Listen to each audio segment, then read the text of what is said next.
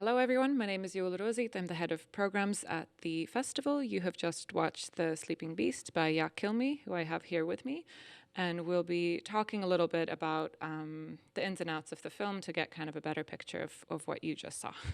So hi, welcome. Hi, thanks. So the film has elements of kind of, morals and kind of almost like a fable-like quality. Can you talk about why was it important for you to kind of add that to the film, and like how did you structure the story? The story of Sleeping Beast is kind of inspired by the Lord of the Flies by William Golding. The book I read when I was teenager, maybe 17 years old, and it really made a big impact on me. So it was more than 30 years ago. And then I thought that, this could be a story I would love to remake. And then some 10 years ago, 20 years after I read The Lord of the Flies, I got an idea for a story. Dark story where kids form their kind of, let's say, circle of kind of secret circle, where they make their own decision what is right and what is wrong. So then I developed the story. I found a writer that really liked the idea, and we had a really good match with the writer. And she developed the characters. So it was really kind of teamwork. My idea, her characters, and then it really took time to find the right ending for the story. But really, that's the kind of, you mentioned fable. Yeah. It's deep there. Yeah. And you mentioned dark as well. So you always had this idea that it was going to be quite dark, which is unusual for, it's not maybe what people first think of when they think of children's film. So why did you have this idea? For me, the children film, the genre is kind of a challenge. I'm not a big fan of children films that concern the sweetness and light topics. I'm not a big fan of boy meets girl stories. First love is not my topic, definitely. I feel more intrigued by these like moral topics, what is right and what is wrong, and the story of kind of hero, a knight, a boy or kid who needs to struggle with problems that kids usually don't need to do. And because I think maybe for an American audience they might be a little bit taken aback, but how have children in your audiences reacted to the film? It's a funny fact that when we before the cinema release, the distributor in Estonia tried to find the right rating for the film. So in Estonia, we kind of decided with the distributor that it would be like not recommended under 12 years. And then during the screenings and Q&As, I found out that the film is more scary for parents and grown-ups than for kids. So I would say the right age would be 8 years. 8+. And what was it so the parents were more like kind of underestimated their kids almost, or their reactions? Or I would say that for kids, it's more like adventurous film. okay. But for parents, it's kind of horror. Yeah, like worst case scenario, like Yes, what happens. because we Yeah. parents, we know what to be afraid of. Right. And I heard an anecdote about how that you had to change the ending of the film. Can you talk about that? Yeah, actually, we tested the ending that we first had, and we casted 12 kids, between 9 and 13. And we got really like furious reactions, furious feedback, because the kids told us that they need justice. That there's no justice in the end. So then we tried to fix it as much as we could.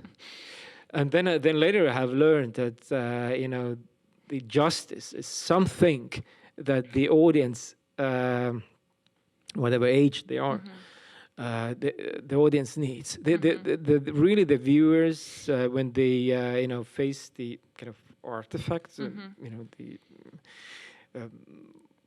in whatever form, is it novel or film or theater piece, they really, it's a fairy tale. You really need the happy ending, that the things in the world are, or like an ordered conclusion, or some kind of So then we first we had more open-end, and then after we got the feedback from kids, then we tried to have the justice. Take it on board. And so speaking of the children, can you talk about what the actors were like and how you worked with them with the script? Like, how did you work with them on set? First we made casting. I don't remember the exact number of kids that we casted. It was definitely more than 500. And then so we had like different rounds, and then we then we had in last round we had some like 12 kids, and I really had I had image in my mind. So what types of kids we are looking for, and I'm really grateful that we had more than one option for many roles. But Christian, the main character, he was the only one. And are any of them like well known? Actually, there was one girl in the film who had played in TV series, Lore, who is this little blonde manipulator. She was the only one who had acting experience. She had played a really nice, sweet girl in a TV series. So I told her that listen, I give you a like real role. How old is she? She's very young. She was 11. Oh, okay, 11. Yeah. And so people, there's that famous saying, don't work with children and animals, but you dove straight in. Like, was it? Yeah, actually, I think it's a. Of course, it's a challenge. You need to be tough. You really need to be kind of convincing. Like no weak moments, because the children they sense it when you don't know. Yeah. And when you don't know the answer, you just then you tell them that come on, let's find together. Let's find the answer together. Since I'm a father of 4 kids, and the oldest kids are 17 already. So I kind of know how to deal with kids. I think we really did good job, but before the shootings we had 1.5 months of rehearsals. Right. I was Pretty going to tough ask because they rehearsals. seem very Yeah. close and comfortable with each other. Yes. Okay. Yes. So it without rehearsals, it would have been impossible. And can you talk about the setting where the film took place? How much did you have to, like, how did you find it? And Yeah, we first we had a different location in mind, but the owner of the location kind of abandoned factory didn't allow us to go there. kind of like in the film. Yeah. So, but that was real. So Yeah. we didn't get any permission Yeah. to shoot there. And then we panically started to find a better place, and we found even better place, like much better place than the location that we had scouted before. And the owner was really the owner of the new place was I would say that it was like nicely irresponsible guy because it was so like the place was just dangerous. Yeah, I was going to ask, like, how did you place was ensure the just safety of everyone? dangerous. Yeah.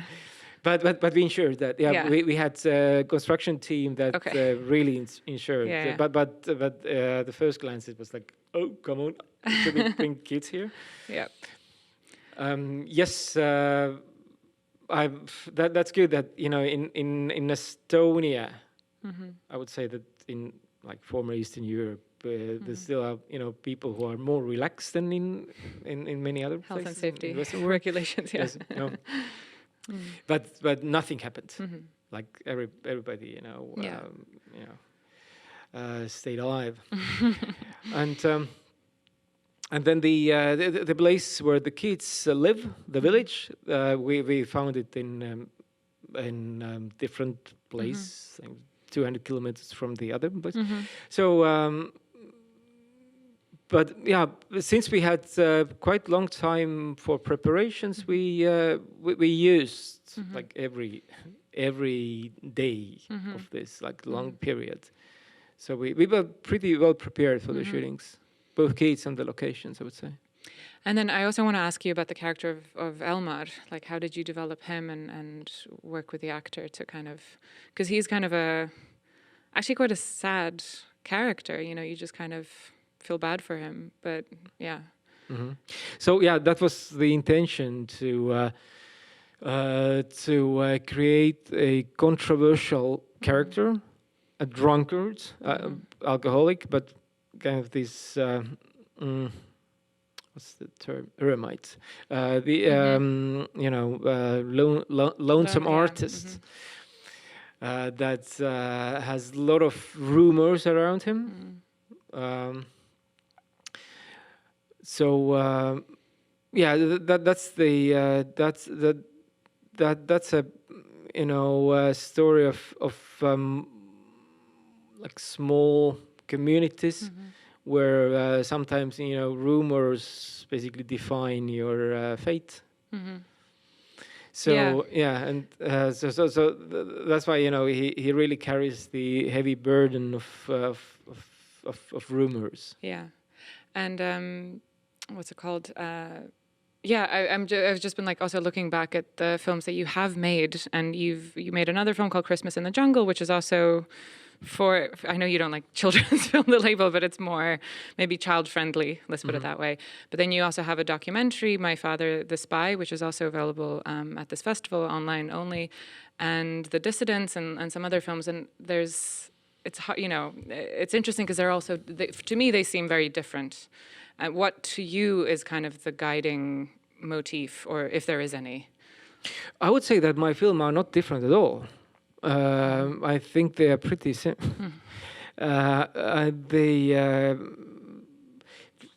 They are my films. I really put a lot of energy and work on them. I would say that they are my films, even they might seem different. Okay, Christmas in the Jungle was a family adventure film. Where we so that was my first kids film. for a young audience, and I even didn't know the rules of the genre. We had machetes and machine guns there, and then later distributor asked, "Are you crazy? Could you cut out Some all of the guns?" Yeah. I said, "No, it's impossible. Yeah. It's because machine guns it's fun. Kids love machine guns." Yeah. So then I try to do my best to get them off as much as possible. But so basically what you're saying is they're all kind of expressions of yourself and things that you're interested in at the time, and therefore. And so what is the next thing that you're interested in? I would say that it's like kids and youth topic. Even I don't know what's the perfect audience for kids and youth films, or is there any? So I really try to break the rules. Like breaking the rules of these kids and youth film genre. It's something that I'm really intrigued in. And is there a lot in Estonia in Estonian for local, like not pop culture only, but like content that's accessible to youth, or are they just all looking to English language content? Like, do you feel that that's something important that you're doing, or is that just you don't really have that mission? You're just focused on what you're interested in. I would say that before Corona, before the pandemic, the local kids film were definitely kind of box office hits, and they I hope that they still will be, but it happened to Sleeping Beast that we just released it right after the end of pandemic, and people were not a lot of films are suffering used from that, to go to cinema, but now I would say that we released it maybe half year too early in the cinemas.